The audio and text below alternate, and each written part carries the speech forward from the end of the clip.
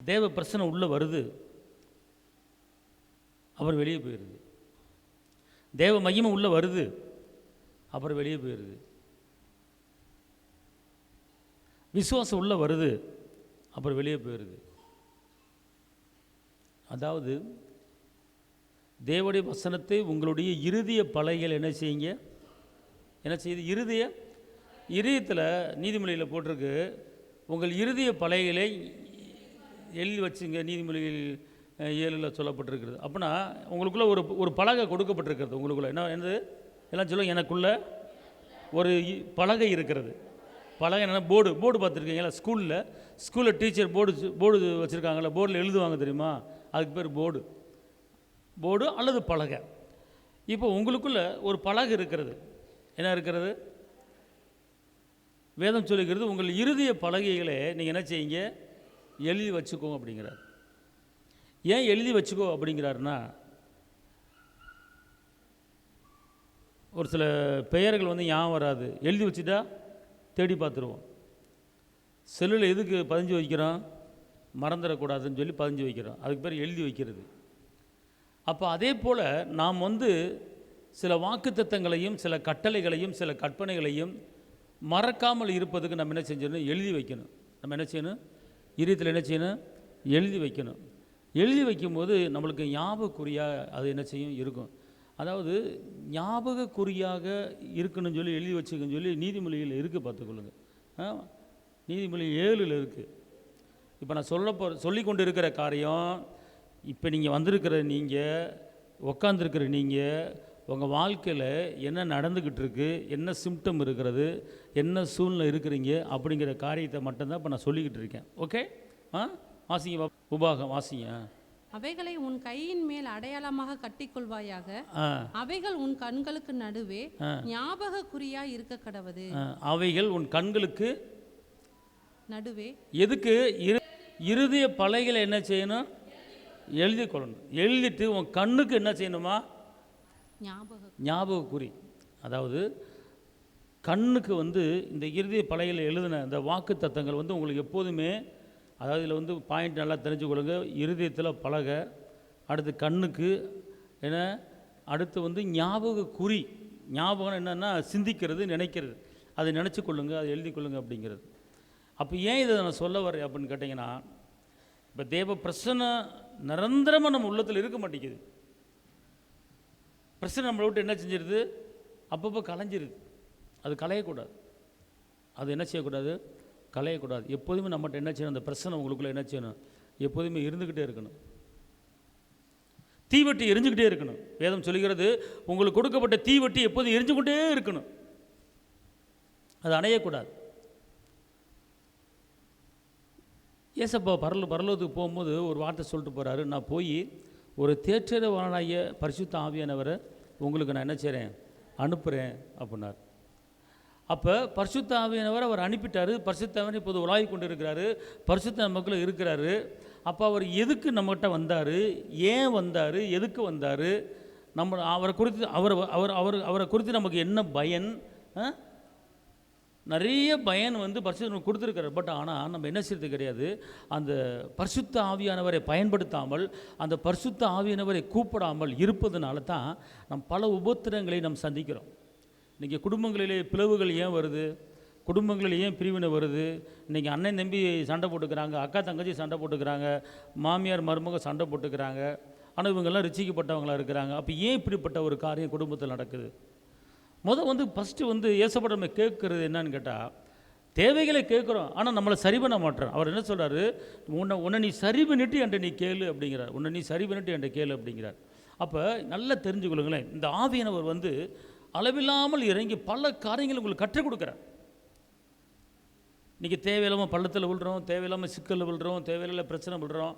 ஆனால் இது நம்ம செய்ய வேணாமா, போய் வேணாமா, இந்த நபர்கிட்ட பேசவா, அந்த நபர்கிட்ட பேச வேண்டாமா, இந்த வேலையை செய்யவா, இந்த வேலையை செய்யக்கூடாதா, இந்த தொழிலில் பண்ணவா, இந்த தொழிலில் பண்ண வேணாமா, இந்த வியாபாரத்தை பார்க்கவா, இந்த வியாபாரத்தை பார்க்க வேணாமா, இந்த வண்டியை வாங்க வேணாமா, இந்த இடத்த வாங்கலாமா, வாங்கக்கூடாதா, இந்த வீட்டை கட்டலாமா, கட்டக்கூடாதா, அப்படிங்கிற எல்லா காரியத்தையுமே ஆரம்பம் முதல் கடைசி வரை ஆவியானவர் கற்றுக் கொடுக்கறதுக்கு நம்மகிட்ட இருக்கிறார். நீங்கள் யார்கிட்டையும் போய் ஆலோசனை கேட்க வேண்டிய அவசியம் கிடையாது. உங்களை குறித்து, உங்கள் குடும்பத்தை குறித்து, உங்கள் பிள்ளைகளை குறித்து, உங்கள் வேலையை குறித்து, உங்கள் தொழிலை குறித்து, உங்கள் படிப்பு குறித்து நீங்கள் வெளியே என்ன செய்யக்கூடாது? வெளியே கேட்கணும். உங்களுக்குள்ள ஒரு வல்லமை இருக்குது என்பதை நீங்கள் உணருங்க. உங்களுக்குள்ள ஒரு அபிஷேகம் இருக்குது என்பதை உணர்ந்து கொள்ளுங்க. ஆவியானவர் உங்களுக்கு ஈடுபட்டு கொண்டு இருக்கிறார். உங்களுக்கு கற்றுக் கொடுக்கும்படி, அல்லது உங்களுக்கு உணர்த்தும்படி, அல்லது உங்களுக்கு பேசும்படி கற்றுக் கொடுத்து கொண்டு இருக்கிறார். உங்களுக்குள்ள ஒரு வெளிச்சம் இருக்கிறது. நீங்கள் இருளான பிள்ளைகள் அல்ல, நீங்கள் வெளிச்சத்தின் பிள்ளைகள். இருளில் நடக்கிற ஜனங்கள் அனைவரும் எதை கண்டார்கள்? வெளிச்சத்தை என்ன செஞ்சாங்க? கண்டார்கள். நம்ம வெளிச்சத்தின் பிள்ளைகளை மாறிட்டோம். ஒரு காலத்தில் இருளின் பிள்ளைகளாக இருந்தோம், இப்போது வெளிச்சத்தின் பிள்ளைகளை மாறிட்டோம். அப்புறம் நீங்கள் போகிற இடத்துல வெளிச்சம் கொடுக்கணும். நீங்கள் உலகத்துக்கு வெளிச்சம் அப்படின்ட்டாரு. எங்கே இருட்ட காலம் வச்சாலும் உங்களை பார்த்து அங்கே வெளிச்சம் உண்டாகணும். அதுக்கு தான் உங்களை வச்சிருக்காரு, வெளிச்சம் கொடுக்க தான் வச்சிருக்கிறாரு. இருட்டுக்குள்ள நீங்கள் போனால் உங்களை வச்சு அந்த இருட்டான இடம் வெளிச்சமான இடமா மாறும். அப்படிப்பட்ட வல்லமை வெளிச்சத்தின் பிள்ளை உங்களுக்குள்ள இருக்கிறது. நீங்கள் நம்ம இருளான பிள்ளையை வாழக்கூடாது, இருட்டான பிள்ளையை வாழக்கூடாது. இருளுக்கும் நமக்கு சம்பந்தம் இல்லை. நீங்கள் வெளிச்சத்து, நீங்கள் ஒவ்வொருவரையும் இயேசுவை சொந்த ரட்சகரை ஏற்றுக்கொண்டால் நீங்கள் இருளின் பிள்ளைகள் அல்ல, வெளிச்சத்தின் பிள்ளைகள். இருளில் நடக்கிற ஜனங்கள் என்ன செஞ்சாங்க? வெளிச்சத்தை கண்டார்கள். எழும்பி பிரகாசி, நீங்க உலகத்துக்கு உன்னுடைய வெளிச்சம் அநேகர்களுக்கு தெரிய கடவுது. வேதம் சொல்லுகிறது, உன் வெளிச்சம், உன் பிரகாசம், உன் உயர்வு, உன் மேன்மை, உன் அந்தஸ்து, உன் தகுதி அநேகர்களுக்கு தெரிய கடவுது. உன்னுடைய வெளிச்சத்தை மரக்காலால் மூடி வைக்காத. உன்னுடைய வெளிச்சத்தை, உன் வெளிச்சம் தெரியட்டும். உனக்குள்ள யார் இருக்கா? இயேசு இருக்கிறாரு. அப்ப நீ வெளிச்சத்தின் பிள்ளை அப்படிங்கிறார். ஆனால் இன்னைக்கு நம்முடைய வாழ்க்கை எப்படி இருக்கிறது? குடும்பம் எப்படி இருக்கிறது? நம்முடைய சந்ததி எப்படி இருக்கிறது? கொஞ்சம் வெளிச்சம் வருது, கொஞ்சம் இருள் வருது, கொஞ்சம் வெளிச்சம் வருது, இருள் வருது. இருளுக்கும் நமக்கு சம்பந்தம் இல்லை என்று வேதம் சொல்லுகிறது. இருள் என்றால் போராட்டம், இருள் என்ற வேதனை, இருள் என்ற பலவீனம், இருள் என்ற பிரிவினை, இருளெல்லாம் சந்தோஷம், தவிப்பு, இதெல்லாம் இருக்கிறது. கொஞ்சம் இருள் கொஞ்சம் வெளிச்சம் அப்படி கிடையாது. முழுசாக வெளிச்சத்து பிள்ளைகளை மாற்றிட்டார். நம்ம இருளுக்கு இடம் கொடுக்கக்கூடாது. இருளுக்கு இடம் என்ன செய்யக்கூடாது? கொடுக்கக்கூடாது. நம்மளாம் வெளிச்சத்தின் பிள்ளைகள். ஆமென் சொல்லுங்க. அல்லேலூயா. நீங்கள் போகிற இடத்துல வெளிச்சம் கொடுக்கணும். ஆமென். ஒரு கிராமத்தில் அடிக்கடி கரண்ட் கட் ஆகுமா? ஒரு கிராமத்தில் என்ன ஆகுமா? கரண்ட் கட் ஆகுமா? டெய்லி 3 மணி நேரம் 4 மணி நேரம் கரண்ட் கட் ஆகிட்டே இருக்கு அந்த கிராமத்தில். இதனாலேயே அந்த கிராமத்துக்கு போகிற ஜனங்கள் இந்த கிராமத்தை தங்கி நடாச்சிய கரண்ட் வர முடியாது, அடிக்கடி கரண்ட் கட் ஆகிருக்கு அப்படின்னு சொல்லி மக்கள் ரொம்ப சளிச்சுக்கிட்டு இருந்தாங்கண்ணா. திடீர்னு பார்த்தா அந்த கிராமத்தில் கரண்டே கட் ஆகலையா தொடர்ந்து ஒரு 3 நாளாக. Daily 2 hour 3 hour current cut ஆகும். ஆனால் திடீர்னு ஒரு 3 நாளாக கரண்ட் வந்துக்கிட்டே இருக்கான். கரண்ட் வந்துக்கிட்டே இருக்கு, கரண்ட் ஆஃப் ஆகவே இல்லையா? அப்போ சனங்க கேட்டாங்களாம், என்னையா இந்த கிராமத்தில் வருஷக்கணக்காக கரண்ட் ஆஃப் ஆகிட்டே இருக்கும், இருட்டாக கிடக்கு இந்த கிராமம், இப்போ கடந்த 3 நாட்களாக நம்முடைய கிராமம் ஜெகஜோதியாக ஜொலிச்சு கொண்டு இருக்கு, கரண்ட் ஆஃப் ஆகவே இல்லையே அப்படின்னு கேட்டாங்களாம். அதுக்கு சொன்னாங்களே ஒரு சில பேர், நம்முடைய கிராமத்துக்கு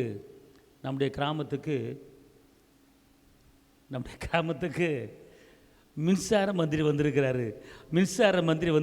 அவர் வந்தனால கரண்ட் ஆஃப் பண்ணலை, அந்த மின்சார மந்திரினால் நம்மளுக்கு கரண்ட் கிடச்சிக்கிட்டு இருக்கு அப்படின்னாங்களாம். அல்லேலூயா. நான் சொல்கிறேன், அந்த மின்சார மந்திரி சாதாரண மந்திரி கிராமத்துக்குள்ளே போனால் கரண்ட்டு கட் ஆகலை. ஆனால் நமக்குள்ளே ஒரு மின்சாரம் இருக்கிறது, நமக்குள்ளே ஒரு வல்லம் இருக்கிறது. நம்ம எவ்வளோ பெரிய இருட்டுக்குள்ளே போனாலும் நம்ம வெளிச்சத்தின் பிள்ளைகள் என்பதை மறந்து விடக்கூடாது. ஆமென். பார்த்துருக்கீங்களா? ஏதாவது ஒரு தெருவில் ஒரு மந்திரி வர்றாருன்னா என்ன செய்வாங்க? ஒரு தெருவில் மந்திரி வர என்ன செய்வாங்க? இப்போ ஒன்றும் கிடையாது. இப்போ நம்ம சர்ச்சுக்கு நாளைக்கு சிஎம் வர்றாரு அப்படின்னா நம்ம ஒன்றுமே செய்ய வேணாம். அடுத்த மாதம் சிஎம் வர்றாரு அப்படின்னு ஒரு ப்ரோக்ராம் கொடுத்துட்டாருன்னு வச்சுக்கொள்ளுங்க, ஒன்றுமே செய்ய வேணாம். நம்ம சர்ச்சு அழகாக நீட்டாயிரும், ரோடு அழகாயிரும், இந்த ஏரியா அழகாயிரும், ஒரு பக்கம் புல் பூண்டு இருக்காது, அப்படி ரோடு அகலமாயிரும், டிசைன் போட்டு அழகாக பண்ணி வச்சுருவாங்க. நம்மளுக்கு அது நிமித்தமாக, அந்த முதலமைச்சர் வர்றது நிமித்தமாக நம்ம இடம் ஏரியாவை அழகாக மாறிடும், ரோடு போட்டுருவாங்க.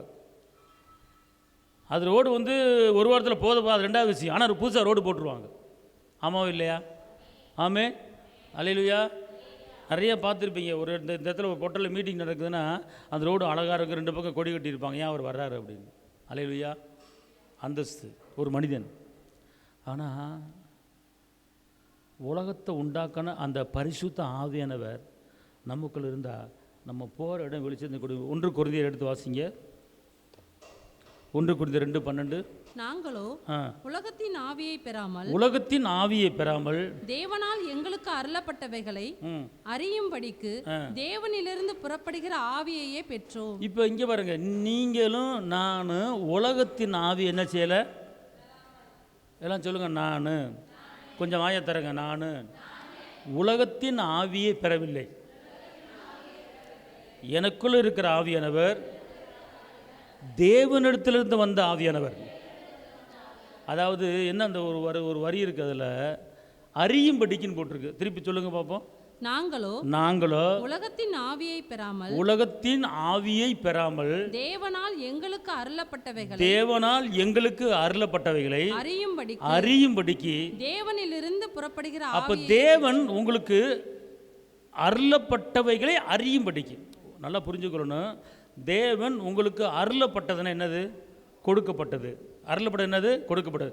தேவன் உங்களுக்கு நிறைய கொடுத்துருக்கிறார். ஆனால் கொடுத்துருந்தும் உங்களுக்கு நிறைய டெபாசிட் பண்ணி வச்சுருக்கிறார். டெபாசிட் பண்ணி வச்சுருந்தோம் நம்முடைய மனக்கண்களுக்கு, இறுதிய கண்களுக்கு என்ன செய்யலை? அறியலை, தெரியலை. ஆனால் அதை அறியும்படிக்கு, எப்படி? அதை அறியும்படிக்கு தேவனத்திலிருந்து வந்த புறப்படுகிற ஆவி நமக்குள்ள என்ன செய்யுது? இருக்கிறது. அவர் என்ன சொல்கிறாருன்னா, நான் உனக்குள்ள ஆவியானவர் அனுப்பியிருக்கேன். அது எதுக்கு அனுப்பியிருக்கேன்னா, உனக்கு நிறைய தெரியாத காரியம் இருக்குது. எப்படி குடும்பம் நடத்தணும்னு தெரியல, எப்படி பிள்ளையை வளர்க்கணும்னு தெரியல, எப்படி சம்பாதிக்கிறதுன்னு தெரியல, எங்கே கால் வைக்கணும் எங்கே கால் வைக்கக்கூடாது அப்படிங்கிறது ஒன்றும் தெரியல, எவன்கிட்ட பேசணும் எவன்கிட்ட பேசக்கூடாதுன்னு தெரியல, இந்த வீடை கட்டணுமா கட்ட வேணாமா அப்படிங்கிறது தெரியல, இந்த தொழிலை பண்ணணுமா பண்ண வேணாமாங்கிறது தெரியல. இதெல்லாமே நீ தெரியாமல் நீ வாழ்ந்துக்கிட்டு இருக்க. ஏதோ சாப்பிட்ற போகிற வர்ற, உழைக்கிற, சாப்பிட்ற போகிற வர்ற. உனக்கு கொடுக்கப்பட்ட ஆசீர்வாதங்கள் அநேகமாக இருக்கிறது. உனக்கு ஒரு மேன்மை இருக்கிறது, உனக்கு ஒரு அற்புதம் இருக்கிறது, உனக்கு ஒரு உயர்வு இருக்கிறது. ஆனால் அந்த உயர்வு மேன்மையை கர்த்தர் உனக்கு கொடுத்திருந்தும் அதை பெற்றுக்கொள்ள முடியாதபடி உன்னுடைய மனக்கண்கள் அடைக்கப்பட்டிருக்கிறது, மூடப்பட்டிருக்கிறது. அதை அறியும்படிக்கு, தெரியும்படிக்கு உனக்கு சொல்லி கொடுக்கும்படி தான் ஆவியானவர் உனக்கு அருளப்பட்டு இருக்கிறது. ஆவியானவர் உனக்கு கொடுக்கப்பட்டு இருக்கிறது. ஒரு காரியம் செய்யுங்க, சில காரியங்களை நம்மளுக்கு உணர்வு வராது, இது போகணும் உணர்வு வராது. ஆனால் அந்த உணர்வு உண்டாகும்படி, இதை இங்கே போகாத, இதை செய்யி அப்படின்னு உணர்வு உண்டாகும்படி உணர்த்துகிறவர் நமக்குள்ள இருக்கிறார். வாசிங்க, ஒரு வசனத்தை எடுத்து வாசிங்க. யோவான் 16:8. அவர் வந்து பாவத்தை குறித்தும் பாவத்தை குறித்தும் நீதியை குறித்தும் நியாய தீர்ப்பை குறித்தும் உலகத்தை கண்டித்து உணர்த்துவார். அவர் என்ன செய்வாரா? கண்டித்து உணர்த்துவார். பார்த்துக்கொள்ளுங்க. அவர் என்ன சொல்கிறாரு? இந்த பரந்த உலகத்தில் நீ வாழ்கிற மக்கா, பாவப்பட்ட உலகத்தில் வாழ்கிற, இந்த உலகமே பொல்லாங்களை கிடக்கு. அதனால் என்ன, எது பாவம் எது பாவம் இல்லை, எது தப்பு இல்லை, எது மோசம் இல்லை. ஒருவேளை நீ தப்பு பண்ணாலும், ஒருவேளை நீ தேவையில்லாத காரியத்தை தலையிட்டாலும் அவர் என்ன செய்வாராம்? கண்டித்து என்ன செய்வாராம்? உணர்த்துவார். உணர்வு இங்கே போகாத, இங்கே உட்காரு, இதை பேசு அப்படின்னு உணர்த்து வரான். அப்போ அந்த உணர்த்துகிற ஆவியானவர் இங்கிறங்களேன், உங்களுக்குள்ள ஆக்கும் சக்தி, உருவாக்கும் சக்தி, உயர்த்துகிற சக்தி, பலப்படுத்துகிற சக்தி உங்களுக்குள்ளே இருக்குது. பட் ஆனால் அதை நீங்கள் சரியான முறையில் கையாளலை, சரியான முறையில் பயன்படுத்தலை. யோசேப்பு அடிமையாக போனார், நாட்டுக்கு அதிபதியாக மாறினார். ஆபிரகாம் பரதேசியாக போனார், அவர் ஆஸ்தி சொத்து பூமி தாங்கலை. யாக்கோப்பு வனாந்தரத்தில் ஒரு கோலும் கையுமா என்ன செய்கிறாரு? போனார். வரும்போது 2 பரிவாரத்தோடு வர்றாரு. ஆடு மேய்ச்சிக்கிட்டு இருந்தார் தாவீது, நாட்டுக்கு அரசனாக மாறினார். தங்கமாக சேர்த்து வச்சுக்கிட்டு இருந்தார். நம்முடைய முற்பிதாக்கள், அவர்கள் சந்ததியிலேருந்து வந்தவர்கள் தான் நம்ம. ஆனால் இன்றைக்கி வந்து நம்ம டெவலப்மெண்ட் ஆகணும், முன்னேறணும், உயரணும் அப்படின்னு நினைக்கிறோம். முடியல. வேதத்தில் ஈசாக்கு எடுத்துக்கொள்ளுங்க. ஈசாக்கு துறவு தோணிடமெல்லாம் தண்ணி வந்துச்சு. 100 விதை விதைக்கிறதெல்லாம் அறுவடை. வானம் பார்த்த பூமியாக இருந்தாலும் சரி, என்ன பூமியாக இருந்தாலும் சரி, வருஷத்துக்கு 3 போகம் அறுத்துருவார் ஈசாக்கு. அவர் செய்வதெல்லாம் வாய்த்தது. காரணம் ஏன்னு கேட்டால், அவர் மாலை வேலையிலே தியானம் பண்ணுகிற ஒரு மனிதனாக இருந்தார். அப்படின்னா நம்முடைய உறவை வளர்த்து கொள்ள வேண்டும். இன்றைக்கி வந்து மனிதர்களிடத்திலே உறவை வளர்த்து கொள்வதை காட்டிலும், சொந்தங்கள் பந்தங்கள் மத்தியிலே உறவை வளர்த்து கொள்வதை காட்டிலும், தேவனிடத்திலே, பரிசுத்த ஆவியானவரிடத்திலே நீங்கள் உறவை வளர்த்து கொள்ளும்போது ஒன்று தெரிஞ்சுக்கோங்க, உங்களுக்குள்ள ஆவியானவர் மட்டும் இருந்துட்டாருன்னா, அவர் உங்களை கண்டித்து உணர்த்துவார், இதை செய், இதை செய்யாது அப்படின்னு உணர்த்துவார். அப்போ அவர் ஊற்றிட்டார். அதாவது ஒரு வசனம் வாசிங்க, யோவேல் 2:28. அதற்கு பின்பு நான் மாம்சமான யாவர் மேலும் என் ஆவியை ஊற்றுவேன். அப்பொழுது உங்கள் குமாரரும் உங்கள் குமாரத்திகளும் தீர்க்க தரிசனம் சொல்வார்கள். இப்போ நல்லா கவனிங்க. இப்போ மாம்சமான யாவர் மேலும் நல்லா தெரிஞ்சு கொள்ளுங்க. அதாவது ஃபஸ்ட்டு நீங்கள் சாதாரண ஒரு மனுஷி, நான் சாதாரண ஆள், நான் ஒரு குப்பை, நான் ஒன்றும் இல்லாதவ, நான் வெறுமையாக்கப்பட்டவ, நான் தள்ளப்பட்டவ, ஏதோ போகிறேன், உழைக்கிறேன், சாப்பிட்றேன் அப்படிங்கிற உங்களையே நீங்கள் மட்டுப்படுத்தி, உங்களையே நீங்கள் தாழ்த்தி, நான் ஒரு தூசி அப்படின்னு மட்டும் நினச்சிடாதீங்க. காரணம், நீங்கள் நம்ம அப்படி இருந்தோம். ஆனால் இந்த தேற்றரவாளன் இந்த பரிசுத்த ஆவி நமக்குள்ளே வந்த உடனேயே நம்ம என்ன செஞ்சிட்டோம்? மறுரூபம் ஆகிட்டோம். அப்போ நமக்குள்ளே இருக்கிறவர் யார்? இப்போ பூவோட நாரும் சேர்ந்தால் என்ன செய்யும்? நாறு மணக்கும். இப்போ நார் அந்த பக்கம் கிடக்கு, பூவு இந்த பக்கம் கிடக்கு. நாறு மணக்குமா பூவு மணக்குமா? அந்த நாரை கொண்டு பூவோட சேர்த்து கட்டி வச்சுட்டு இருக்க பண்ணிட்டு வச்சிட்டோம்னா நாறு மணக்கும், பூவு மணக்கும். அப்போ நம்ம மனம் இல்லாதவர்களாக குப்பையில் கடந்தான். ஆனால் அந்த நாறு போல பரிசுத்தவர் நமக்குள்ள பின்னி பிரிஞ்சு நம்மளை கட்டி வச்சுட்டாரு. அந்த நாரோட பூ மணக்கிறது போல நம்ம அவரோட சேர்ந்து என்ன செய்யணும்? ஒளி வீசுகிறவர்களாய், மனம் வீசுகிறவர்களாய் நம்ம என்ன செய்யணும்? இருக்கணும். ஆமேன், அல்லேலூயா. அதுக்கு தான் வல்லமையின் ஆவியானவர் என்னுள் வந்துவிட்ட காரணத்தினால் பொல்லாத சாத்தான ஒரு சொல்லால விரட்டி விட்டே. கட்டுப்பாட்டின் ஆவியானவர் என்ன கண்ட்ரோல் பண்ணி, கட்டுப்பாட்டின் ஆவியானவர் என்ன இஷ்டம் போல சுத்த மாட்டேன், அவர் சித்தம் போல நடந்துடுவேன், கண்ட இடத்துக்கு ஓட மாட்டேன், என்னை கரெக்டாக கையை பிடிச்சி நடத்துவார். வல்லமையின் ஆவியானவர் என்னுள் வந்துவிட்ட காரணத்தினா பொல்லாத சாத்தான ஒரே ஒரு சொல்லால விரட்டிடுவே. உலகத்துக்கு வெளிச்சம்னா ஊரெல்லாம் சொல்லுங்க, உலகத்துக்கு ஊரெல்லாம் உப்பாக மாறிடுவேன், எப்போதும் சுவை தருவேன். இதுதான் உங்களுக்கு கொடுக்கப்பட்ட தாளந்து, வாக்குத்தத்தம். நீங்கள் உப்பாக மாறணும், எப்போதும் என்ன செய்யணும்? சுவை தரணும். அல்லேலூயா. அவர் உங்களுக்குள்ளே இருக்கும்போது பிசாசு உங்கள் வாழ்க்கையில் வர சான்ஸே கிடையாது. அல்லேலூயா, அல்லேலூயா. இப்போ நீங்கள் ஆவிக்குள்ள இருக்கிறீங்க, உங்கள் குடும்பத்தில் ஒருத்தருக்கு ஒருத்தர் சண்டை போராட்டம் வந்தால் நீங்கள் பிரிவின ஆவியும் சண்டைக்கர ஆவியும் வந்துட்டான்னு அர்த்தம். அப்படியே வந்தாலும் அவனை விரட்டுவதற்கு இந்த ஆவியானவர் உதவி செய்வார். அப்போ அந்த சண்டைக்கரவி எப்போ பார்த்தாலும் இருந்துக்கிட்டே இருந்துச்சுன்னா ஆவியானவர் உங்கள்கிட்ட இல்லைன்னு அர்த்தம். புரியுதுங்களா? அப்போ உங்களுக்கு இருக்கிற ஆவியானவர் என்ன செய்வாரா? உணர்த்துகிற ஆவியானவர். ஒருத்தர் யோசிக்கிறீங்க, அப்போ எங்கள் வீட்டில் டெய்லி நடந்துக்கிட்டு இருக்கு, அப்போ அவர் இல்லை போல இருக்குது. ஆமாம், உண்மைதான், அவர் இல்லை. அவர் இருந்தாருன்னா அவங்கள பிள்ளை விட மாட்டார். அவர் சொல்கிறார்ல, உன்னை இஷ்டம் போல் நினைச்ச மாட்டேன், அலைய விட மாட்டேன். அதாவது இந்த வசனம் என்னது? கண்ட்ரோல் பண்ணி என்ன செய்கிறாரு? அதை பேலன்ஸ் பண்ணுறாரு. போகாது, பார்த்து போ, பைய போ, ஸ்பீடாக போகாத, அவசரப்படாத, பொறுமையாக போ, அங்கே போகாது, இங்கே போகாத, நறுக்கா போ, சீக்கிரம் முன்னேறி சொல்லி கண்ட பக்கம் கால் வைக்காத, அமைதியாக போ. கண்ட்ரோல் பண்ணி அப்படியே பிடிச்சி என்ன செய்கிறாரு? நடத்துகிறாரு.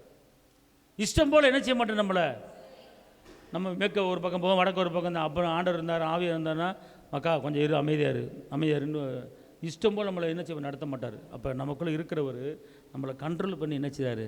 நடத்துகிறார். உங்களை அவர் நடத்துகிறாருன்னா உங்கள் வாழ்க்கையில் பிரச்சனையே வராது. கர்த்தர் என் மேய்ப்பராக இருக்கிறார், நான் தாழ்ச்சியடையேன், அவர் புல்லுள்ள இடங்களில் மேய்த்து அமர்ந்த தண்ணீர் அண்டையில் கொண்டு போய் விடுவார்.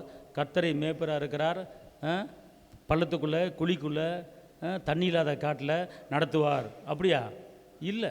அவர் உங்களை நடத்துகிறான்னா எங்கே புல் இருக்குது, எங்கே செழிப்பு இருக்குது, அங்கே தான் என்ன செய்வார்? நடத்துவார். புரியுதுங்களா? அதனால் கர்த்தர் நடத்துகிற விதம் அப்படி. பட் ஆனால் நமக்குள்ளே இருக்கிறவரை நம்ம செயல்படுத்த வேண்டும். நமக்குள்ளே இருக்கிறவர் என்ன செய்யணும்? அதாவது ஃபஸ்ட்டு வந்து என்னை நடத்துறதுக்கு எனக்குள்ளே ஒருத்தர் இருக்கிறாரு அப்படிங்கிற அந்த எண்ணம், அப்படிங்கிற அந்த நினைவு, அப்படிங்கிற அந்த சிந்தை உங்களுக்கு எல்லாத்துக்கும் என்ன செய்யணும்? வரணும். அப்படி இருந்தான்னா நான் என் பிள்ளையை படிக்க வைக்கிறதா படிக்க வைக்கலையான்னு ஒன்றுமே புரியல, தெரியல, சொல்ல மாட்டேங்க. எனக்கு ஒரே குழப்பமாக இருக்குது, எதை செய்கிறதுன்னு தெரியல, அங்கே போகிறதா தெரில, இங்கே போகிறதா தெரில அப்படின்னு சொல்ல மாட்டேங்க. ஏன்னா அவர் வந்து உணர்த்துகிறவர். அவர் என்ன செய்வார்? இங்கிறங்களேன், நல்லா தெரிஞ்சுக்கலேன். அடிக்கடி நம்ம சோர்ந்து போயிடுறோம். ஏதோ ஒரு பிரச்சனை வந்துருச்சு, ஏதோ ஒரு போராட்டம் வந்துருச்சு அப்படின்னா சோர்ந்து போயிடுறோம். பார்த்துக்கொள்ளுங்க, நம்ம சோர்ந்து போகிறதுக்கு ஆவியானவர் நமக்குள்ளே இல்லை. அப்போனா நீங்கள் அடிக்கடி சோர்ந்து போய் கவலைப்பட்டு வேதனைப்பட்டு முடுங்கி போய் இருந்தீங்க வச்சுக்கொள்ளுங்களேன். அப்போ நீங்கள் உணர்ந்து கொள்ள வேண்டும், எனக்குள்ளே அவர் இல்லைன்னு உணர்ந்து கொள்ளுங்க. அப்போ அந்த நேரத்தில் திருப்பி அவரை என்ன செய்யணும்? நீங்கள் வர வைக்கணும். அல்லேலூயா.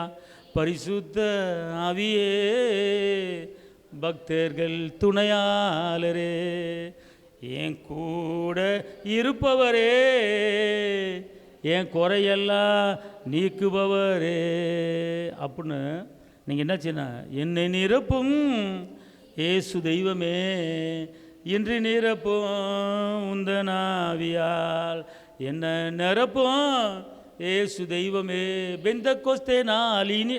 அப்போ அந்த மாதிரி பாடல்களை பாடி அவர் இங்கே கூப்பிடணும். பார்த்துக்கொள்ளுங்க, நல்லா தெரிஞ்சுக்கொள்ளுங்க. நீ எப்போதுமே பலவானாக இருக்கணும்.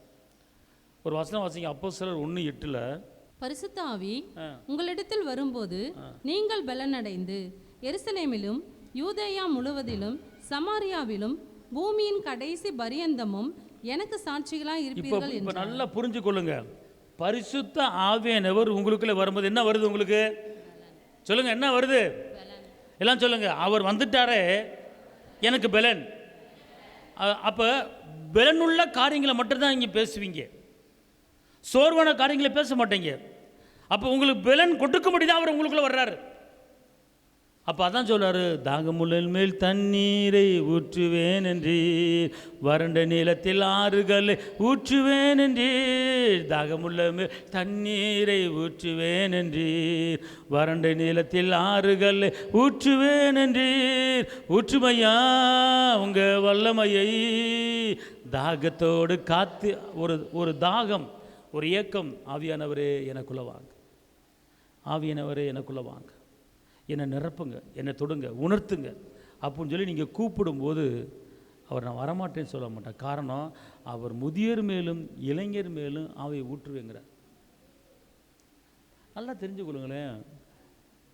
அவர் வந்து நிறைய பேர் வந்து குழம்பி போய் என்ன செய்ய எது செய்யன்னு சொல்லி இருக்கும்போது இந்த ஆவியை ரொம்ப வேதனைப்படுறார். அவர் எது தெரியும் போகிறாரு? அவர் வந்து என்ன செய்கிறாரு? உங்களுக்கு என்ன கொடுக்குறாரு? பரிசுத்த ஆவின்னு உங்களுக்குள்ளே வரும்போது நீங்கள் பலன் அடைந்து, பரிசுத்தாவி உங்களுக்கு சொல்லுங்கள், பரிசுத்தாவியானவர் எனக்குள்ளே வரும்போது நான் பலன் அடைந்து மதுரை பக்கமும் அல்லம்பட்டி பக்கமும் விருதுநகர் பக்கமும் சிவாசி பக்கமும் நான் ஒரு சாட்சியான வாழ்க்கை வாழ்வேன். அல்லேலூயா, அல்லேலூயா. நம்ம இருக்கிற இடத்துலையே, நம்ம இருக்கிற சந்திலேயே சாட்சி இல்லாமல் இருக்கே. அல்லேலூயா. சாட்சி என்ன தெரியுமா? நீங்கள் சந்தோஷமாக, சமாதானமாக, உயர்வாக, மேன்மையாக நீங்கள் குடும்பம் நடத்துனீங்கன்னா பக்கத்தில் இருக்கவங்கள பார்ப்பாங்க, சே பரவாயில்லப்பா, உங்களுக்கு கவலையே வராதாக்கா, எப்போ பார்த்தாலும் சிரிச்சுக்கிட்டே இருக்கீங்க, உங்கள் முகம் எப்போ பார்த்தாலும் பல சிரிச்ச முகமாக இருக்குது, எப்படிக்கா அப்படின்னு கேட்டாங்கன்னா நீ சாட்சியான வாழ்க்கை வாழ்ந்துக்கிட்டு இருக்க. ஏக்கா எப்படிக்கா நீ கடை இல்லாமல் வாழ்ந்துக்கிட்டு இருக்க? கடை இல்லாத வாழ்க்கை எப்படி வாழ முடியும்? எப்படி வாழ்கிறக்கா? பரவாயில்லக்கா, உங்களை போல் வாழணுக்கா, ஒரு சாட்சியுள்ள வாழ்க்கை வாழ்ந்துக்கிட்டு இருக்க. ஏக்கா உங்கள் வீட்டில் வந்து உங்கள் வீட்டுக்காரர் வர்றதுன்னு தெரிய மாட்டேங்குது, போகிறதுன்னு தெரிய மாட்டேங்குது, உங்கள் வீட்டுக்குள்ளே ஏதாவது ஒரு சின்ன சத்தம் வெளியே கேட்க நானும் காதை வச்சு கேட்டு பார்க்குறேன், உங்கள் வீட்டில் சத்தமே வர மாட்டேங்குது. ஒரு பாத்திரத்தை இங்கிருந்து அங்கிட்டு வைக்கிற சத்தம் கேட்க மாட்டேங்குது, ஒரு பால் சட்டியில் பாலை ஊற்றுற சத்தம் கூட கேட்க மாட்டேங்குது. எங்கள் வீட்டில் வந்தவொடனே வந்து கரண்டி தூக்கி எரிஞ்சிக்கிட்டு இருக்கான், ஆனால் உங்கள் வீட்டில் இப்படி சத்தம் வர மாட்டேங்குது, எப்படி உங்கள் வீட்டுக்காரர் இப்படி இருக்கிறாரு, இப்படிக்கா இப்படிப்பட்ட ஆள் உங்களுக்கு வந்து கிடச்சிச்சு அப்படின்னா நீங்கள் ஒரு சாட்சியுள்ள வாழ்க்கை நினைச்சிறீங்க. இதுதான் சாட்சி, அதான் தேவ பிள்ளை, அதான் உங்களுக்குள்ள இருக்கிற ஆவியானவர். நீங்கள் வீட்டுக்குள்ளே அது நான் கட்டின வீடு அப்படின்னா புரிச்சங்க, பாப்பா பக்கத்து வீட்டுக்கார வந்துட்டான்டா நல்ல சாட்சி. அப்போ ஆவியானவருக்கு என்ன செய்கிறீங்க? நீங்கள் நிந்தை ஏற்படுத்தி கொடுக்குறீங்க. அவர் இருந்தாருன்னா இந்த மாதிரிலாம் பேச விட மாட்டார். அல்லேலூயா. உங்களுக்கு என்ன செய்வார்? பலனை கொடுக்குறார். அவர் பலனை கொடுத்து உங்களை என்ன செய்வார்? உயர்த்துவார். ஆமென் சொல்லுங்கள். அல்லேலூயா. யாருக்கெல்லாம் பலன் வேணும்? பலன் என்னது? உற்சாகம். பலன்னா தைரியம், நோயில்லாத வாழ்க்கை பலன். அப்போ இந்த பலன் எங்கே கிடைக்கிது அப்படின்னு கேட்டால், இதுக்கு டானிக்கும் கிடையாது, மாத்திரையும் கிடையாது. ஒருத்தர் இருக்கார், அவர் தான் ஆவியானவர். அதான் சொல்லப்பட்டிருக்கு அப்போஸ்தலர்ல, பரிசுத்த ஆவியானவர் உன்னிடத்தில் வரும்போது நீ பலன் அடைந்து ஒரு சாட்சியுள்ள வாழ்க்கை வாழ்வேன்னு இந்த வசனம் சொல்லுது. உனக்கு பலனை கொடுப்பது மாத்திரம் இல்லாமல் உன்னை 4 பேத்துக்கு மத்தியில், உன் தெருவில், உன் இனத்தில், உன் சொந்தத்தில் ஒரு சாட்சி, நீ நல்லா வாழ்ந்துக்கிட்டு இருக்க, நீ உயரவை வாழ்ந்துக்கிட்டு இருக்க, சண்டை சச்சரவில் வாழ்ந்துக்கிட்டு இருக்க அப்படிங்கிற ஒரு சாட்சியை அந்த ஆவியானவர் உனக்கு கொடுப்பார். ஃபஸ்ட்டு தேவநாம மகிமைப்படும் நீ சாட்சியோட வாழ்க்கை வாழும்போது. அதுக்கு தான் அந்த ஆவியானவர் வந்து வர்றாரு. எதுக்கு வர்றாரு? இங்கே இருங்களேன், நான் என்ன சொல்கிறேன்னு கேட்டிங்கன்னா, உங்களுக்கு மாத்திரமல்ல. திருப்பி அந்த யோவேல வாசிங்க பார்ப்போம். அதற்கு பின்பு நான் மாம்சமான யாவர் மேலும் என் ஆவியை ஊற்றுவேன், அப்பொழுது உங்கள் குமாரரும். இங்கே இருங்க, நல்லா தெரிஞ்சுக்கொள்ளுங்க.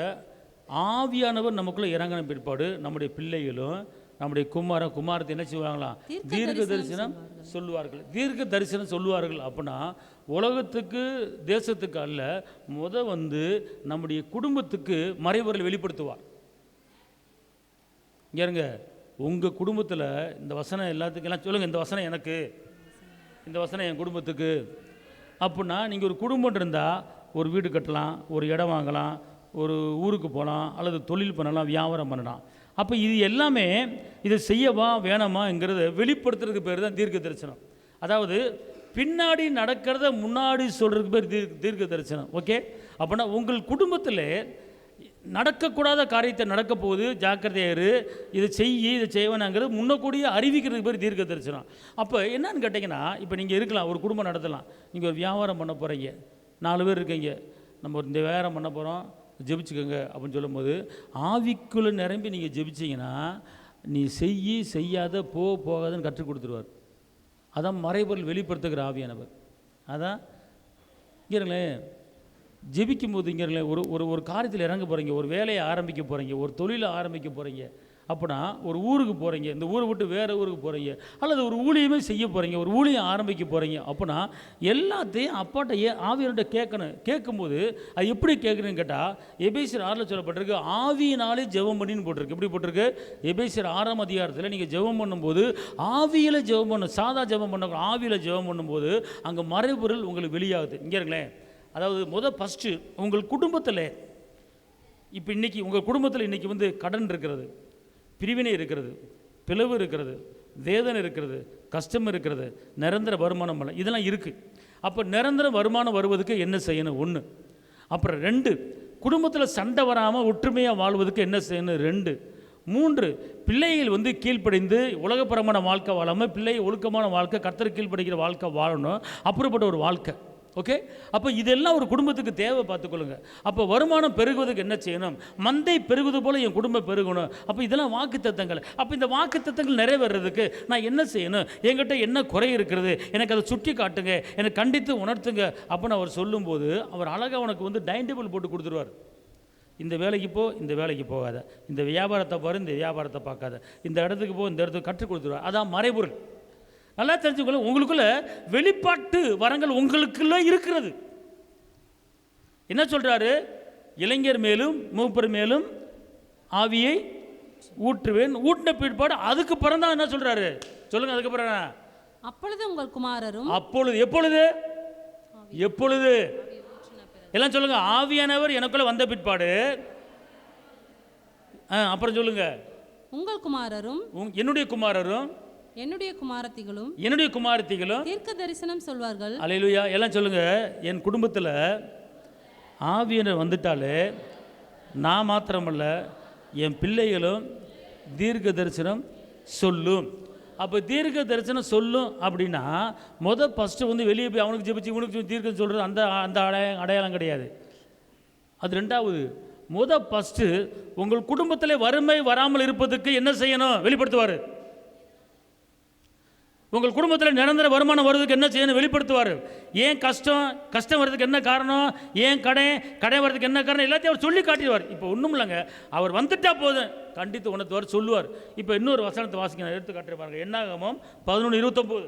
அதற்கு மோசே, நீ எனக்காக வைராக்கியம் காண்பிக்கிறாயோ, கர்த்தருடைய ஜனங்கள் எல்லாரும் தீர்க்க தரிசனம் சொல்லத்தக்கதாக கர்த்தர் தம்முடைய ஆவியை அவர்கள் மேல் இறங்க பண்ணினார். அல்லேலூயா.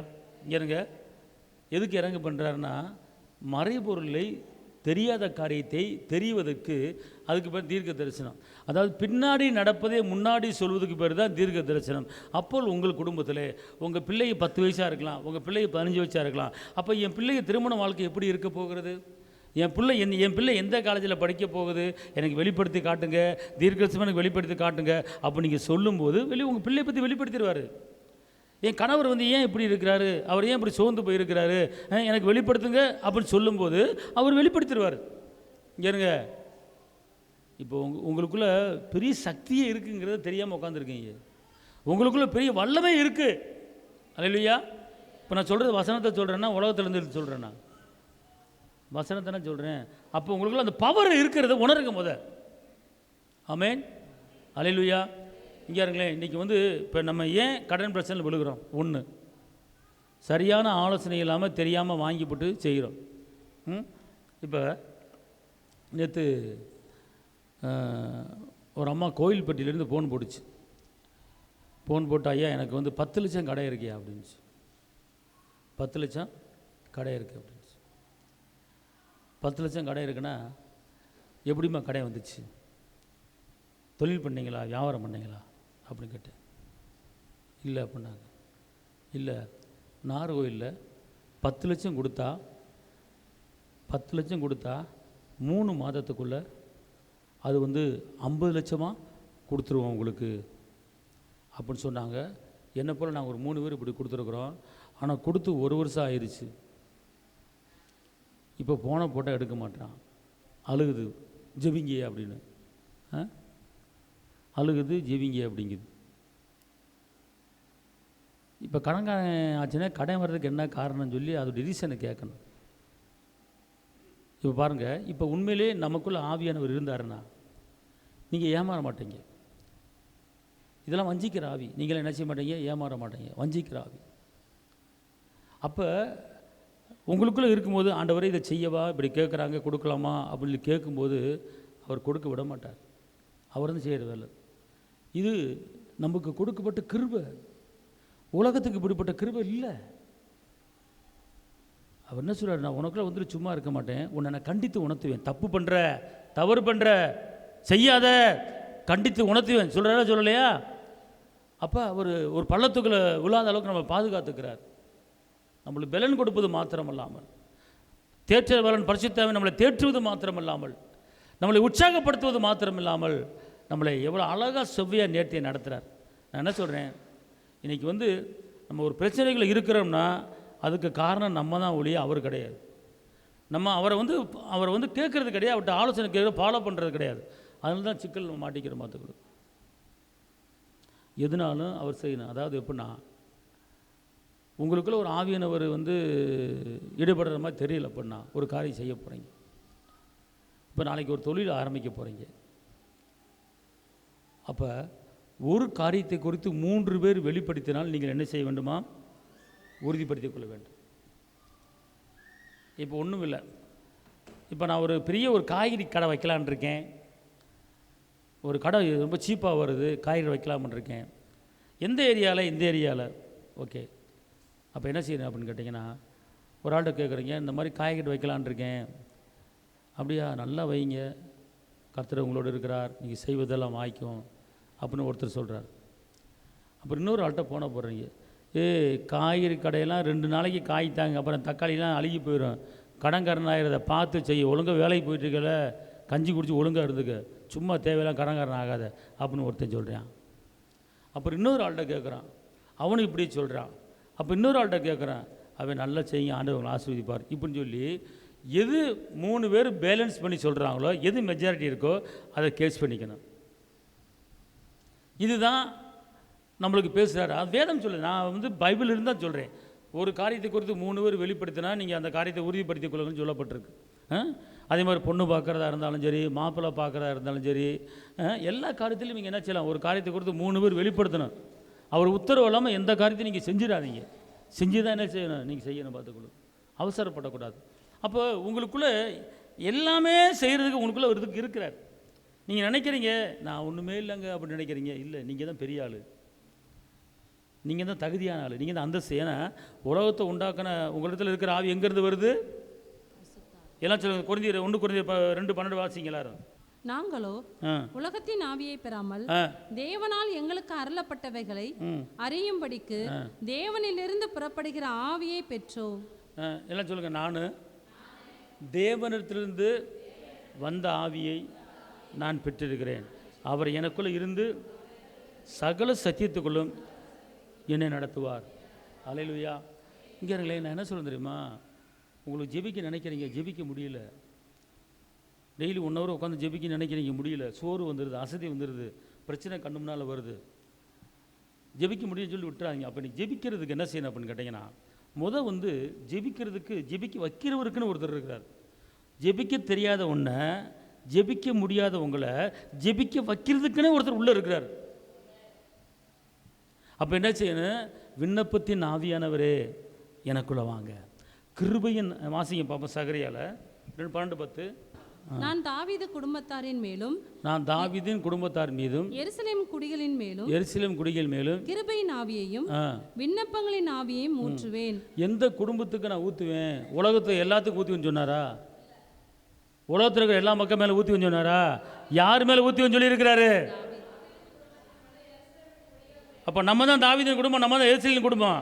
அப்போ அவர் சொல்கிறாரு, உங்கள் மேலே என்னத்தை ஊற்ற போகிறேன்? கிருபையின் ஆவியை ஊற்ற போகிறேன், விண்ணப்பத்தின் ஆவியை ஊற்ற போகிறேன். அப்படின்னா அவர் வந்து என்ன சொல்கிறாரு, கிருபை என்றால் தகுதி இல்லாத உன்னை தகுதிப்படுத்துகிறேன், அது கிருபையின் ஆவியானவர். விண்ணப்பத்தின் ஆவியானவர் ஜெபிக்க முடியாது, ஜெபிக்க தூண்டுகிற ஆவியானவர். ரோமரில் போட்டிருக்கு, ரோமரில் ஒரு வசனம் இருக்கிறது, விண்ணப்பத்தின் ஆவியானவர், உங்களை ஜெபிக்க வைக்கிற விண்ணப்பத்தின் ஆவியானவர் போட்டிருக்கிறது. அப்போ இன்றைக்கி என்ன செய்யணும்னு கேட்டிங்கன்னா, விண்ணப்பத்தின் ஆவியானவர், அதாவதுங்க எந்த குறிப்பை வச்சு ஜெபிக்கணும், எந்த காரியத்துக்கு ஜெபிக்கணும், அந்த ஜெப குறிப்பு கூட சொல்ல தெரியாமல் கூட நீங்கள் இருக்கலாம். ஆனால் அந்த ஜெப குறிப்பை கூட சொல்லி கொடுத்து, இந்த காரியத்துக்கு ஜெபி, உன் பிள்ளைக்கு ஜெபி, உன் மகனுக்கு ஜெபி, உன் மகளுக்கு ஜெபி, உன் புருஷனுக்கு ஜெபி, உன் புருஷன் போகிறது சரியில்லை வருது, உன் கணவனுக்கு முதல் ஜெபி அப்படின்னு சொல்லி கொடுப்பார் ஆவியானவர். உங்களுக்கு எதுக்கு ஜெபிக்கிறேன்னு தெரியாமல் இருக்கலாம், ஆனால் ஆவியானவர் ஜெபிக்கிறதுக்கு இந்த காரியத்துக்கு ஜெபி சொல்லி கொடுப்பார். பார்த்து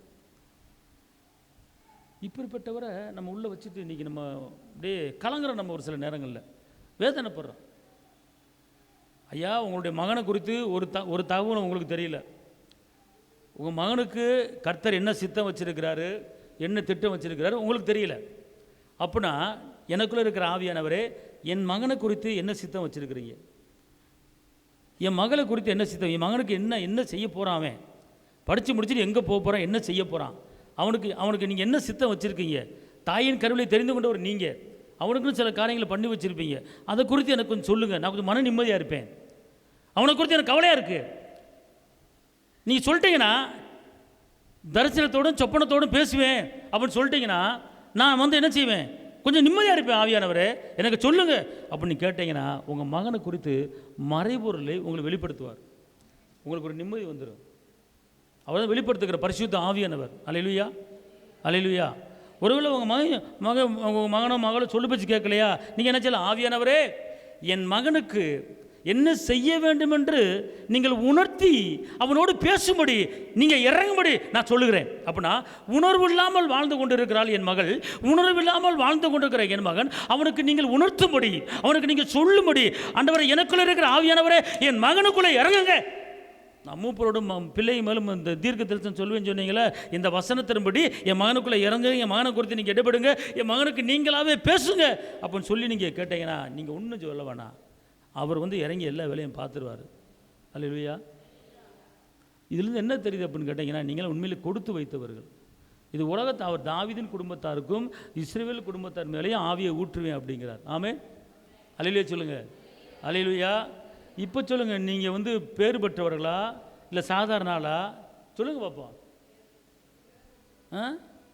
உங்களுக்குள்ள ஆட்சி சக்தி இருக்கா இல்லையா? உங்களுக்குள்ள ஒருத்தர் இருக்காருங்க, அவர் எப்படிப்பட்டவர் என்பதை நீங்கள் தெரிஞ்சுக்கிட்டீங்கன்னா, இங்கே இருங்க, ஞானம் அறிவு, ஞானம் அறிவு உங்களுக்கு இல்லை. தெரியாமல் செஞ்சுவிட்டேன், அறிவு இல்லாமல் செஞ்சுவிட்டேன், ஞானம் இல்லாமல் செஞ்சுட்டேன், சிக்கலில் மாட்டிக்கிட்டேன் அப்படிலாம் சொல்ல மாட்டீங்க. உங்களுக்கு வந்து இங்கே இருங்க, அறிவு ஞானம் பொக்கிஷம் இயேசுக்குள்ள அடங்கியிருக்கு. அவர் உங்களுக்குள்ள இருக்கும்போது நீங்கள் அறிவாளியாக மாற முடியும். காரணம், ஏன் அறிவாளியாக மாற முடியல? ஒரு வசனம் இருக்கிறது, இயேசுக்குள் அறிவு பொக்கிஷம் ஞானம் அடங்கியிருக்குன்னு சொல்லப்பட்டிருக்கு. ஓகேங்களா? இப்போ உங்களுக்கு நான் தெரியாமல் செஞ்சுவிட்டேன், இந்த வேலையை அறிவு இல்லாமல் செஞ்சுவிட்டேன், தெரியாமல் முடிச்சுக்கிட்டு செஞ்சுக்கிட்டேன், தெரியாமல் ஆரம்பிச்சுன்னு சொல்கிறீங்க தெரியுமா? அதெல்லாம் தப்பு. நீங்கள் ஒரு வேலை செய்யும் போது உங்களுக்குள்ளே இருக்கிறாரா அவரை கூப்பிடுங்க. நீங்கள் கூப்பிட்டு, ஆவியானவரை எனக்கு வெளிப்படுத்துங்க, இந்த இடத்துக்கு போகிறேன், போக வேணாமா, நாளைக்கு 10 மணிக்கு இந்த இடத்துக்கு போகிறேன், நீங்கள் எனக்கு வெளிப்படுத்துங்க, இந்த நைட்டு சொப்பனத்தில் தூக்கும்போது சொல்லுங்கள், போகன்னு சொல்லுங்கள், போகக்கூடாதுன்னு சொல்லுங்கள், அதுக்குண்டான வேலையை தடை பண்ணிடுங்க அப்படின்னு சொல்லுங்கள். அழகாக அவர் உங்களோட ஈடுபடுவார். இருங்க, அதாவது எப்படின்னா, இங்கே ஒன்றுமே இல்லாமல் வெறுமையாக வெட்டாந்தரையில் வெறும் சட்டியில் அரிசி இல்லை பருப்பு இல்லை ஒன்றுமே இல்லாமல் வெறுமையாக்கப்பட்டு வீட்டுக்குள்ளே உட்காந்துருக்கீங்களா? ஆனால் கர்த்தர் உங்களுக்கு ஒரு ஞானத்தை கொடுத்தாருன்னா, ஞானம் வந்து பொக்கிஷங்களை உங்களுக்கு கொண்டு வந்துடும். ஞானம் உங்களுக்கு இருந்தால் செழிப்பு உங்களுக்கு கொண்டு வந்துடும். புரியுதா உங்களுக்கு? சாலமோன் வந்து பணத்தை கொடுனா கேட்டார், என்ன கேட்டார்? ஞானத்தை கேட்டார். ஆனால் கர்த்தர் சொல்கிறாரு, நீ உன் எதிராளி பிராணை கேட்காம ஞானத்தை கேட்டனால ஞானத்தோடு கூட உனக்கு எதை கொடுக்குறேன்? என்ன கொடுத்தாரு? ஐஸ்வர்யத்தை கொடுத்தாருன்னு போட்டிருக்கு. பைபிளில் போட்டிருக்கு, ஞானத்தோடு கூட ஐஸ்வர்யத்தை கொடுத்தாருன்னு போட்டிருக்கு. ஞானம் வந்துட்டு பின்னாடி என்ன வந்துடும் சொல்லுங்கள்? ஞானம் வந்தால், அதாவது நீங்கள் பேசுகிறது தான் வரும். இப்போ இந்த அக்கா உட்காந்துருக்கு, ஒரு 20 ரூபா கொடுங்க அப்படின்னு கேட்பீங்களா? கேளுங்க, ஓகே ஒரு 20 ரூபா கொடுங்கண்டு தர்றேன், வீட்டுக்கு வந்து தர்றேன் சொல்லுங்கள், வீட்டுக்கு வந்து தர்றேன் சொல்கிறாங்களா? நீங்கள் பக்கத்தில் உட்காந்துக்கிட்டு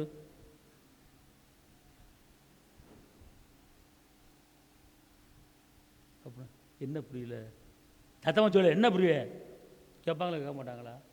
அப்போ அதே போல் வாயை திறந்தா தான் காது கேட்கும். நீ வாயை திறக்காமல் உம்முன்னு இருந்தால் அவர் ஒன்றுமே செய்ய மாட்டார். அவர் என்ன சொல்லியிருக்காரு? கேட்கிறவனும் தேடுகிறவனும் என் வார்த்தை உங்கள்கிட்ட நினைச்சிருந்தா கேட்டுக்கொள்கிற எந்த காரியம் வந்தாலும் உனக்கு தருவேன், என்னை நோக்கி கூப்பிடு, மறு உத்தரவு கொடுத்து அறியாத. அப்போ கூப்பிடணும் வேணாமா? அப்போ வாயை திறக்கணும். உன் வாயை விரிவா தர சொல்லுங்கம்மா, உன் வாயை விரிவா தர. அப்போ வாயை திறந்தால் தான் நன்மையில் நிரப்புவார். உம்முன்னு இருந்தால் நிரப்ப மாட்டார். அல்லேலூயா. வாயை தரங்க, ஏசப்பட்ட வாயை தரங்க, வேறாள்கிட்ட வாயை திறக்காதீங்க, சிக்கலை மாட்டிக்குவீங்க. ஏசப்பட்ட மட்டும் வாயை தரங்க. அல்லேலூயா. வேறாள்கிட்ட வாயை திறந்தையே கண்ட கத்திரிக்காய் பேசிக்கிட்டு இருக்கக்கூடாது. புரியுது உங்களுக்கு? இப்போ நல்லா தெரிஞ்சுக்கணும். ஒரு காரியத்தை உங்களுக்கு நான் சொல்கிறேன். அதாவதுங்க, உங்கள் எல்லாத்துக்கும் உங்களுக்கு நீங்கள் பெற்ற பிள்ளைக்கு ஃபஸ்ட்டு ஞானம் இருந்தால் போதும், ஐஸ்வர்யம் பின்னாடி வந்துடும். எல்லாம் சொல்லுங்கள், ஞானம் இருந்தால் போதும் ஐஸ்வர்யம் பின்னாடி வந்துடும். இது சத்தியம். நினச்சா சாலமோனுக்கு. அப்போ இந்த ஞானத்தை பெற்றுக்கொள்கிறதுக்கு இந்த வசனத்தை சொல்லிக்கிட்டே இருங்க, ஞானம் உங்களை தேடி வந்துடும். வாசிங்க ஏசாயா. ஞானத்தையும் உணர்வையும் அருளும் ஆவியும், ஆலோசனையையும் பலனையும் அருளும் ஆவியும், அறிவையும் கர்த்தருக்கு பயப்படுகிற பயத்தையும் அருளும் ஆவியும் ஆகிய அவர் மேல் என் மேல் தங்கி இருப்பார். இப்போ எல்லாம் சொல்லுங்க, என்னென்ன டிபார்ட்மெண்ட் சொல்லுங்க. ஞானம் ஒன்று, விரல விட்டு என்னங்க? ஞானம். அப்புறம் ரெண்டாவது என்னது? உயர்வு. மூணாவது என்னது? ஆலோசனை. பலன். அப்புறம் அறிவு. ஆவியானவர் என் மேலே தங்கி இருப்பார். விரல் விட்டு எண்ணி சொல்லுங்க. இப்போ எல்லாம் இந்த ஆவியானவர் ஃபுல்லாக உங்கள் மேலே இறங்க போகிறார். எல்லாம் சொல்லுங்க. ஞானம், உணர்வு, அறிவு, ஆலோசனை, பலனு, கர்த்தருக்கு பயப்படும் பயம், அதை உணர்த்துகிற ஆவியானவரே என் மேலே வந்து தங்குங்க. இதை வந்து வாயை திறந்து நீங்கள் சொன்ன வந்துடுவார்.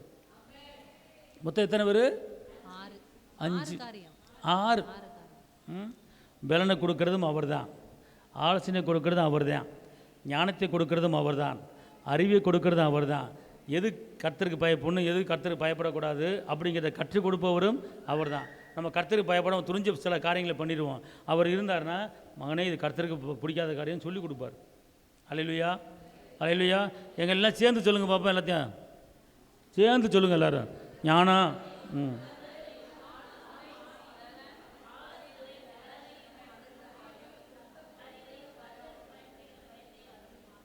அருளும் ஆவி எனக்குள்ளே தங்கி இருக்கிறாரு, எனக்குள்ளே தங்கி இருக்கிறாரு, எனக்குள்ளே தங்கி இருக்கிறாரு, எனக்குள்ளே தங்கி இருக்கிறார். பைபிளில் போட்டிருக்கா? இப்போ இவரை தங்க வைக்காமல் நீங்கள் எல்லாம் வேறு எதை தங்க வச்சுக்கிட்டு இருக்கீங்க. அவனை தூக்கி போட்டுட்டு இவரை உள்ளே கொண்டு வரணும். அல்லேலூயா.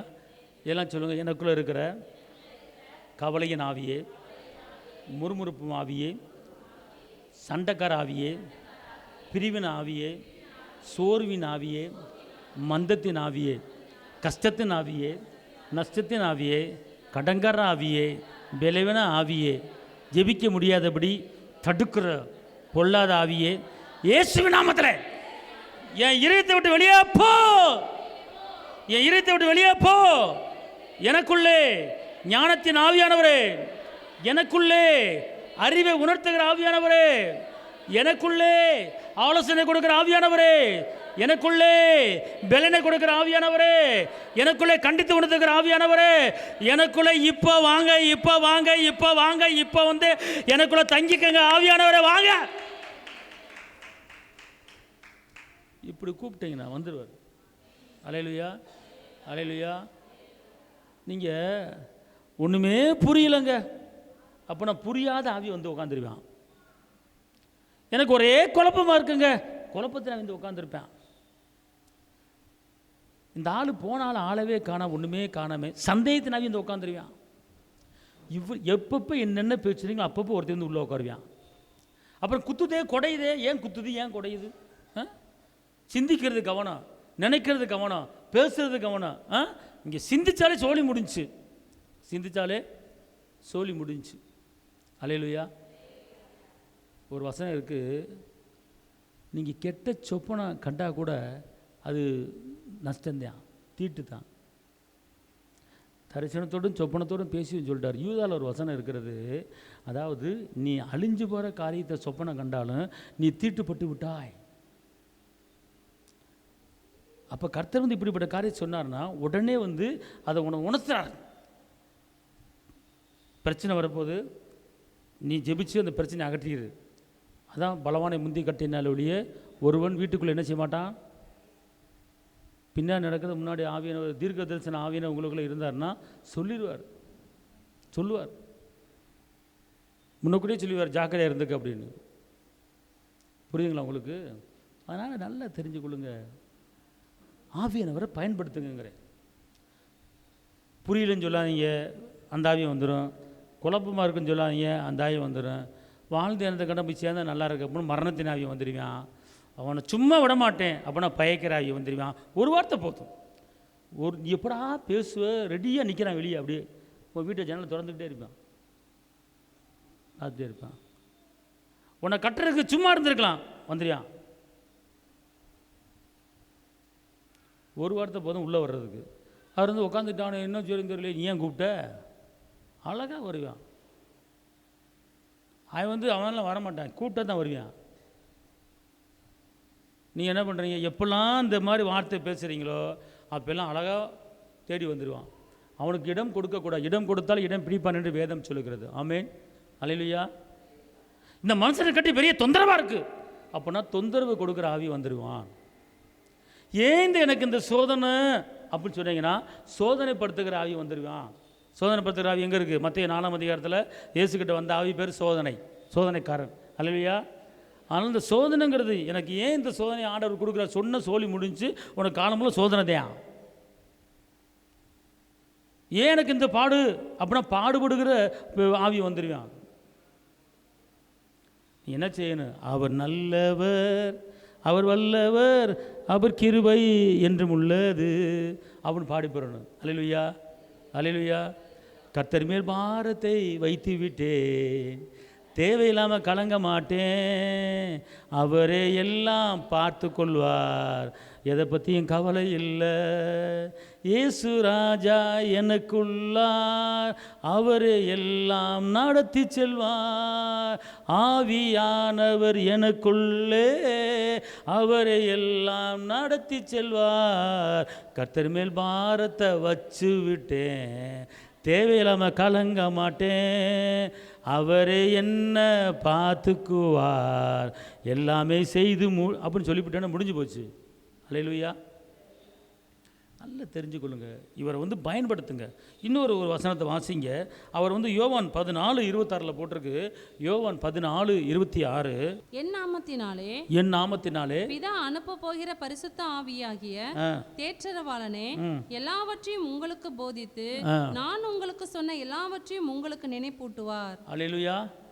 இயேசுங்கிற நாமத்தினாலே பிதா அனுப்ப போற பரிசுத்த ஆவியாகிய தேற்றரவாளனே, பரிசுத்த ஆவியானவராகிய தேற்றரவாளன் எல்லாவற்றையும் உங்களுக்கு போதித்து நான் உங்களுக்கு சொன்ன எல்லாவற்றையும் உங்களுக்கு நினைப்பூட்டுவார். இங்க இருங்களேன், இப்போ ஒரு காரியத்தை நான் சொல்றேன் கேளுங்க. இப்போ படிக்கிற பிள்ளைங்க, காலேஜில் படிக்கிற பிள்ளைங்க டீச்சர் சொல்லி கொடுக்குறாங்க, புரியல, எனக்கு இந்த சப்ஜெக்டே புரியல, எனக்கு ஒன்றுமே புரியல, எனக்கு ஒரே டப்பாக இருக்குது அப்படின்னு சொல்கிறாங்களா, அவங்கள கூப்பிட்டு உட்கார வச்சு இந்த வசனத்தை படிக்க வச்சு, இந்த வசனத்தை 10 வாட்டி படிக்க வைங்க. எத்தனை வாட்டி சொல்லுங்கள் பார்ப்போம். அதாவது இயேசு சொல்லிட்டு போனார், பிதாட்டா இருந்து தேற்றரவானாகிய பரிசுத்தர் சகல சத்தியத்துக்குள்ளும் நடத்துவார். அதனால் இந்த வசனத்தின்படி எனக்கு அறியாத காரியத்தை, தெரியாத காரியத்தை சொல்லி எனக்கு போதித்து நடத்தும்படி ஆவியானவரே எனக்குள்ளே வாங்க அப்படின்னு உங்கள் பிள்ளைகளுக்கு, படிக்கிற பிள்ளைகளுக்கு சொல்லி கொடுத்தீங்கன்னா அழகாக லட்டு மாதிரி இந்த பிள்ளைக்கு எந்திரிச்சிருக்கு, அழகாக லட்டு மாதிரி எந்திரிச்சிருக்கு. இதுதான் கர்த்தர் சொல்கிற ஒரு காரியம், கர்த்தர் சொல்கிற ஒரு காரியம். புரியுதுங்களா? நீங்களாம் தோற்று போகிற ஆளு கிடையாது, ஜெயிக்க பிறந்தாள் என்பதை மறந்துடுறீங்க. ஆமேன். அல்லேலூயா. நீங்களாம் மறுரூபமாக்கப்பட்டவர்கள். உங்கள் இருளில் போய் நீங்களாம் மறுரூபமாயிட்டீங்க. அதாவது இப்போ நான் மறுரூபம் என்பது பழசெல்லாம் ஒழிச்சிட்டு புதிய ஒரு மனுஷியாக மாறி இருக்கீங்க. ஒரு வசனத்தை வாசிங்களேன், 2 கொரிந்தியர் 3:17-18. கர்த்தரே ஆவியானவர், கர்த்தருடைய ஆவி எங்கேயோ அங்கே விடுதலை உண்டு. நாம் எல்லாரும் திறந்த முகமாய் கர்த்தருடைய மகிமையை கண்ணாடியிலே காண்கிறது போல கண்டு ஆவியாய் இருக்கிற கர்த்தரால் அந்த சாயலாகத்தானே மகிமையின் மேல் மகிமை அடைந்து, அந்த சாயல் மகிமையில் மகிமை அடைந்து மறுரூபப்படுகிறோம். அப்ப நீங்கள் நானும் மறுரூபம் அடைந்து விட்டோம். மறுரூபம் என்ன அர்த்தம்னு கேட்டீங்கன்னா, பழைய சுவாபங்கள் போய் புதிய சுவாபத்துக்குள் வருவது தான் மறுரூபம். பழைய சாபம், பழைய ஜென்ம சுவாபத்துடைய ஆவி, பழைய காரியங்கள் எல்லாமே அது அழிக்கப்பட்டு ஒழிக்கப்பட்டு சுட்டரிக்கப்பட்டு ஒரு புதிய மனுஷியாக மறுரூபமாக்கப்பட்டிருக்கிறோம். அந்த மறுரூபமாக்கப்பட்டனால எந்த சத்துரும் உங்களுக்கு பக்கத்தில் வர முடியாது. நான் மறுரூபமாக்கப்பட்டிருக்கேன் அப்படின்னா எந்த பரம்பரை சாபத்தின் ஆவியை நமக்குள்ளே என்ன செய்ய முடியாது, வர முடியாது. பார்த்துக்கொள்ளு, நீங்கள் மறுரூபமாக்கப்பட்டிருக்கீங்க. ஆமேன்.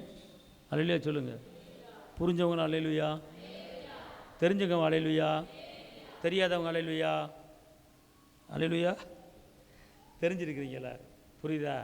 அப்படின்னா உங்கள் ஒரு இடத்த விட்டு இன்னொரு இடத்துக்கு போகலாமா அப்படின்னு கூட நீங்கள் என்ன செய்யலாம், உள்ளே இருக்கிறவர் கேட்கலாம். உங்களை ஒருத்தர் உட்காந்துருக்கிறார், நீ எப்போ கேட்ப, நான் உனக்கு எப்போ சொல்லுவேன் அப்படின்ட்டு. அல்லேலூயா. அவர் உங்களுக்கு போதித்து கற்றுக் கொடுக்குறவர், சொல்லி கொடுக்குறவர். இங்கே இது மாத்திரம் இல்லைங்க, நீங்கள் ஒரு தனி ஆளே கிடையாது. எல்லாம் சொல்லுங்க, நான் தனி ஆளே கிடையாது, நான் ஒதுக்கப்பட்டிருக்கிறேன், தள்ளப்பட்டிருக்கிறேன், எனக்கு யாருமே இல்லைன்னு மட்டும் சொல்லிடாதீங்க.